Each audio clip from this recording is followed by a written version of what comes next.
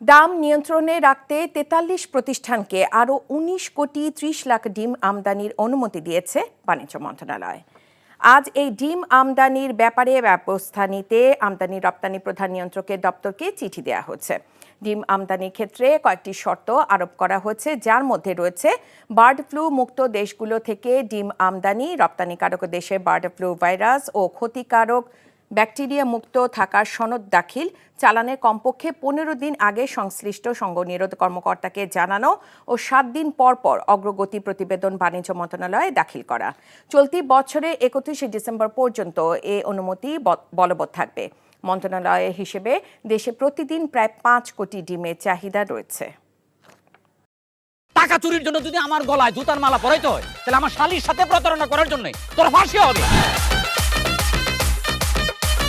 দুলা ভাই, আপনার তো ঘর জামাই বইলা একটা পরিচয় আছে, আমার তো তাও নাই।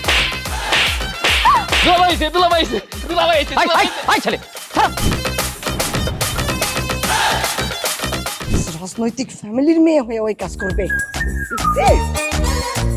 যারে পাবো হারে পিটাবো, রক্তের নেশায় ধরছে, রক্তের নেশায়, কাঁচা রক্তের নেশায় ধরছে।